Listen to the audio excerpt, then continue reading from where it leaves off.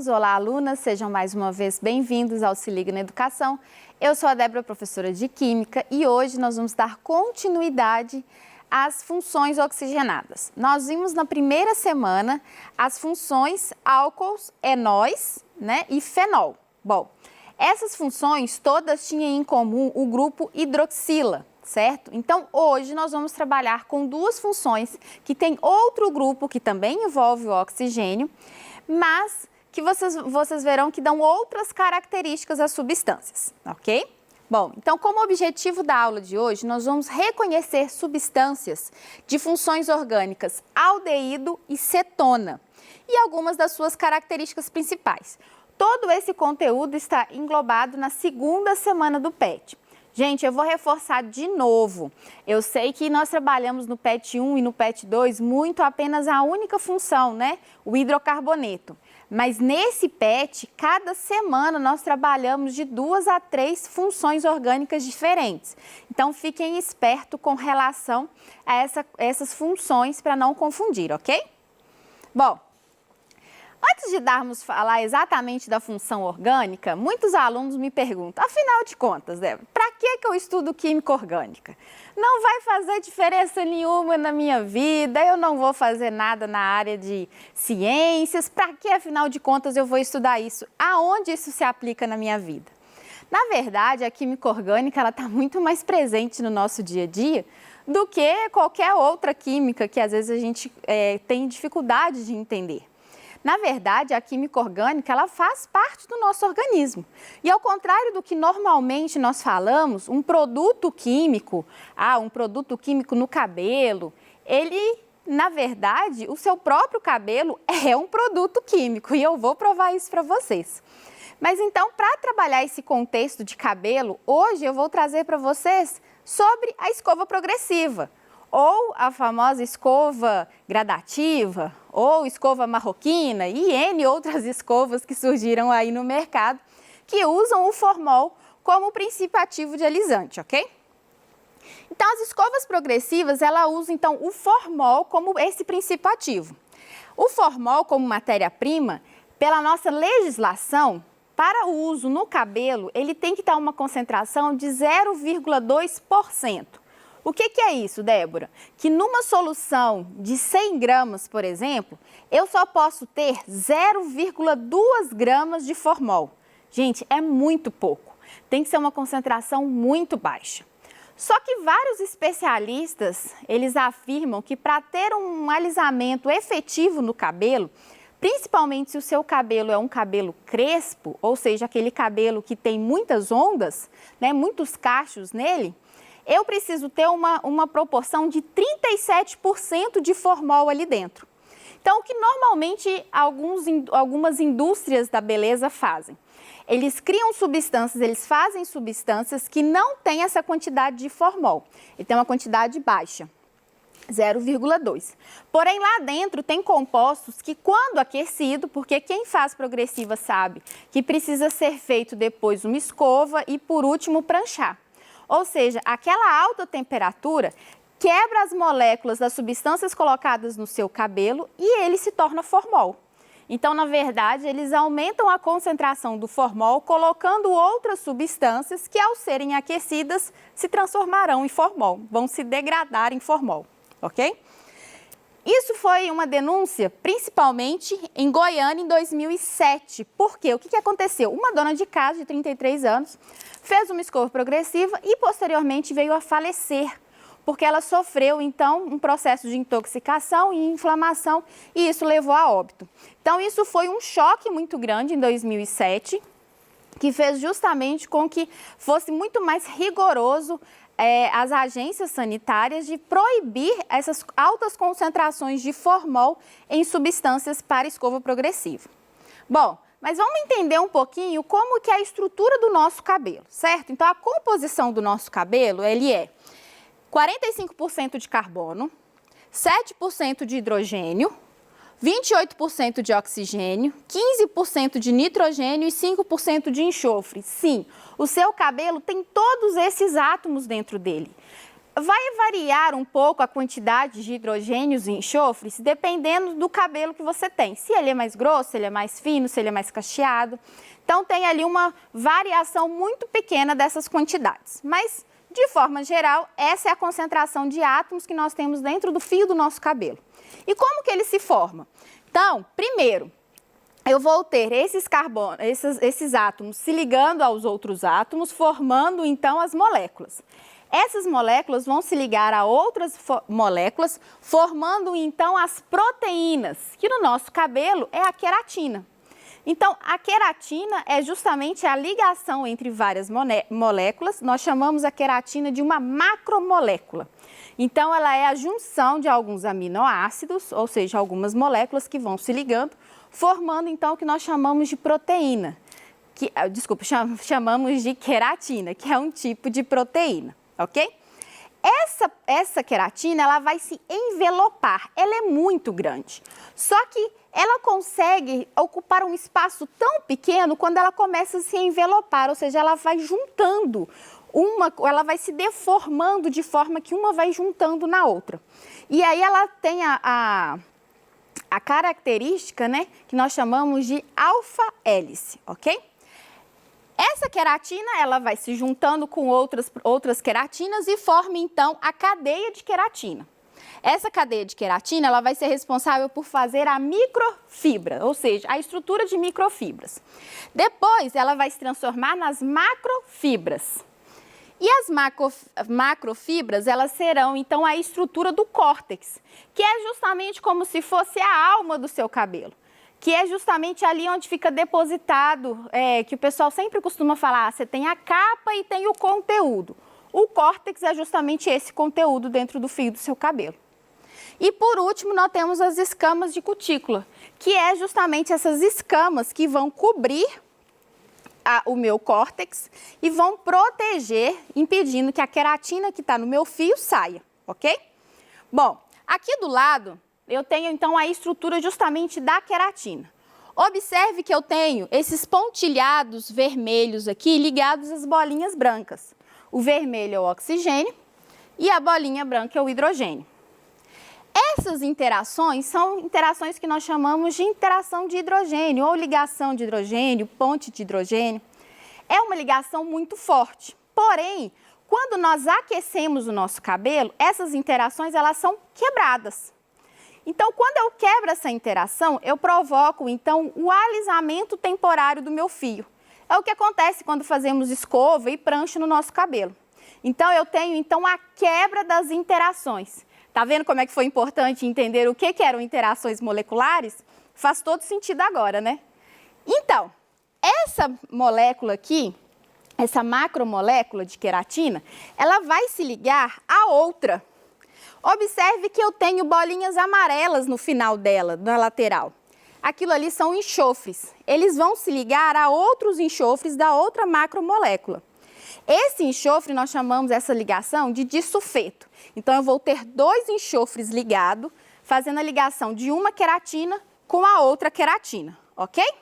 Então, quando eu faço um alisamento que não é temporário, ele é um alisamento permanente, eu quebro essas ligações de disulfeto. Então, eu faço a quebra dessas ligações, ou seja, alterando a estrutura da queratina dentro do meu fio. Então, se eu quebro essa estrutura, eu não consigo, então, voltar a fazer esse movimento circular, né, esse movimento de hélice, que tem a queratina. Então, o meu fio, ele perde, então, o cacho e começa a ficar completamente liso, ok? Então, as interações que eu falei, né, das ligações de hidrogênio, elas são quebradas termicamente, com o calor, e são refeitas com água, ok? Bom, e o formol, afinal de contas? O que acontece com o formol? Então, o formol, ele normalmente vem acompanhado de substâncias de amônia. A amônia, ela abre as cutículas, deixando exposto, então, o córtex, ou seja, onde estão as queratinas. O formol, então, entra, promovendo a quebra das ligações de disulfeto, certo? E depois, quando eu tenho o aquecimento, eu faço a quebra das ligações, as interações de hidrogênio, as pontes de hidrogênio. E isso fará com que o meu fio fique liso, completamente liso, ok? Bom, existem então os danos que o formol pode causar. Quem já fez progressiva, quem já fez uso dessa escova, sabe que solta uma fumaça muito, com um aspecto muito esbranquiçado e ele incomoda demais. Por quê? O formol, gente, ele é um aldeído que tem toxicidade. E essa toxicidade é que provoca tantos danos ao corpo. Por isso a necessidade de ter uma concentração tão baixa. Então, o formol, quando ele entra em contato dos nossos olhos, por exemplo, ele provoca irritação. Por quê? Porque ele vai dilatando os nossos vasos sanguíneos nessa região branca do nosso olho, provocando então esse inchaço. E a produção de lágrimas aumenta para a tentativa de lavar mesmo, né? De tirar essa quantidade de formol que está sendo acessado ali pelos nossos olhos. Né? E é o primeiro órgão a ser exposto a essa fumaça são os nossos olhos. Outro dano que o formol pode causar é quando nós inalamos. Né? É comum quando as pessoas vão fazer esse tipo de escova, usar um pano umedecido, né? Uma toalha umedecida para tentar evitar com que essa fumaça entre nas nossas narinas. Quando o formol ele entra nas nossas narinas, ele provoca uma inflamação nesse sistema aqui, nessa região respiratória aqui de cima. E essa inflamação produz um muco. E esse muco, dependendo da pessoa, se ela for alérgica, pode provocar alergias fortes, tá? Então, promove, então, uma irritação nessa região. E o formol, ele tem um poder corrosivo, ele tem uma certa corrosão. Então, dá essa sensação de ardência, tá? Que tem a ver com essa inflamação. Na faringe ou na laringe, quando acontece, então, a entrada do formol, ela provoca lesões. Então, normalmente tem um arranque ali, uma diminuição da concentração de água das células, com que faz com que a gente fique com essa sensação de garganta seca, arranhando, que é justamente essas lesões que ele vai causando dentro do nosso organismo quando ele entra pela boca, tá? E o que acontece com o formol quando ele toca na pele da gente? Quem nunca sofreu queimadura com isso? Bom, como nós trabalhamos com formol em altas temperaturas, o que acontece? Se cair um pouco disso no nosso couro cabeludo, as células ali naquela região que teve o contato vão perder a água e o formol ele vai ter a capacidade de mumificar aquela célula. Então, aquela célula ela vai morrer, porque ela vai perder uma quantidade muito grande de água. Só que ela vai permanecer intacta por conta do formol. O formol, gente, ele é usado normalmente, na verdade, antes da progressiva, ele era usado para conservação de corpos, né, nos institutos de biologia. Então, para conservar um corpo, eles colocavam ali, embebedecia aquele corpo com formol, e eles descobriram que os cabelos, os pelos, né, daquelas peças, daqueles corpos, ficavam lisos. Então, foi ali que eles perceberam esse poder de alisamento do formol. Então, observem que ele causa bastante dano ao corpo humano. Então, vocês precisam ficar muito atentos quando forem fazer esse tipo de procedimento para saber se realmente vale a pena passar por todos esses danos, passar por todas essas questões desses processos, por questão de beleza, por questão de vaidade. Então, vocês aí, fico essa pergunta para vocês, vale a pena, não vale a pena manter o cabelo alisado com esse tipo de procedimento? Bom, agora vamos direto para as funções orgânicas, que é o que nos interessa aí no PET, ok? Então, olha só, o formol é um tipo de aldeído, ou seja, ele tem o grupo carbonila, que é o C-dupla-O, só que ele está no final de uma cadeia e ligado a um hidrogênio. Então, os pontos de fusão, de ebulição dos aldeídos, eles são mais baixos que o álcool. E os estados de agregação dele, ele pode ser gasoso se ele tiver de 1 a 2 carbonos, líquidos, ou ainda podem ser sólidos se tiverem uma quantidade muito grande de carbonos, ok? Então, aqui eu trouxe para vocês a carbonila, é essa que está mais à esquerda, onde eu estou representado A e B. O aldeído, ele sempre vai estar ligado à carbonila com o hidrogênio, e ele recebe o nome de aldoxila. ok? Então, aldoxila é quando eu tenho carbono dupla H. Então, observe que ele sempre vai ser um carbono de extremidade, como eu disse. Então, ele sempre vai estar ligado ao carbono 1. Então, os aldeídos, nós não enumeramos eles, ok? Porque o carbono 1 é sempre o carbono onde está o grupo funcional. Bom, então olha só, como que funciona a nomenclatura então? Eu vou ter o prefixo, a quantidade de carbonos, o infixo, as ligações entre carbonos, no final eu vou ter então a função, que sempre vai terminar em -al, ok? A finalização sempre vai ser em -al. Então eu trouxe aqui alguns exemplos para vocês, tá? Então no primeiro exemplo aqui eu tenho um butanal, ou seja, eu tenho 1, 2, 3, 4 carbonos, met, et, prop e but, dupla ligação com oxigênio e com hidrogênio, grupo aldeído, logo finalização em -al. Então, but-an-al, butanal, ok? Segundo exemplo aqui, eu tenho agora um aldeído ramificado, ou seja, eu tenho outras ramificações nele. Então, aqui eu tenho no carbono 2, 2 metis, então 2,2 dimetil.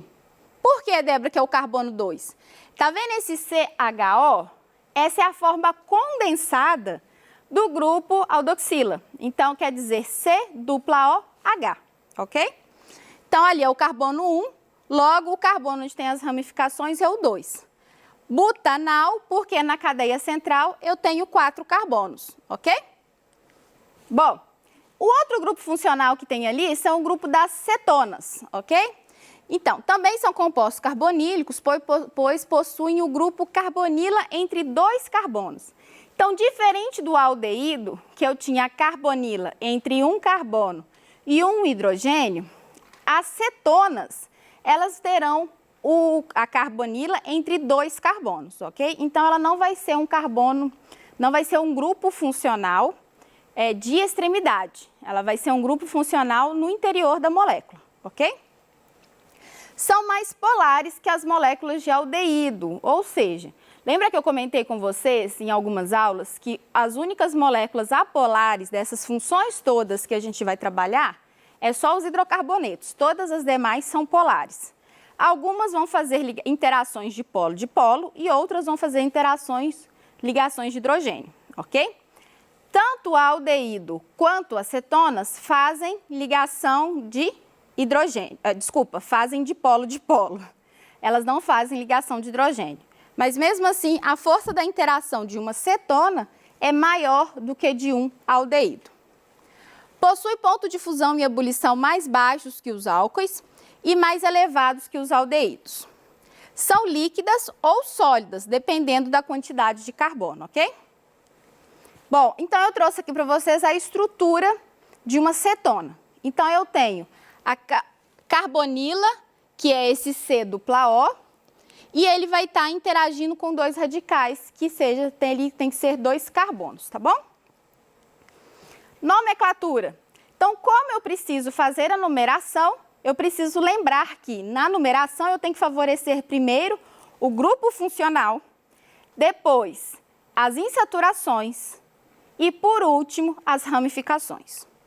O nome tem que vir o prefixo, o infixo, ou seja, se é dupla, tripla ou simples ligação, e a função vai terminar em ona, ok?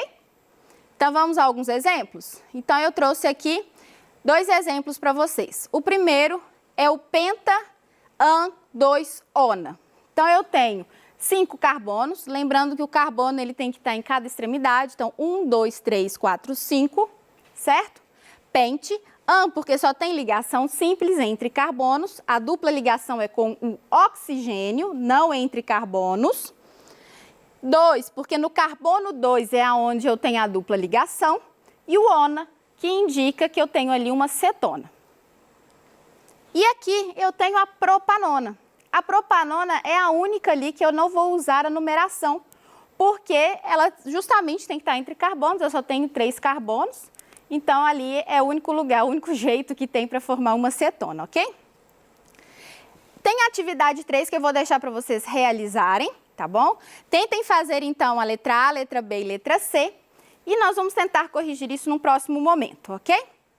No mais, eu quero agradecer a todos por essa aula, espero que vocês tenham entendido como a química orgânica é importante e como ela é aplicável no nosso dia a dia, ok? Ela está até mesmo no nosso fio de cabelo.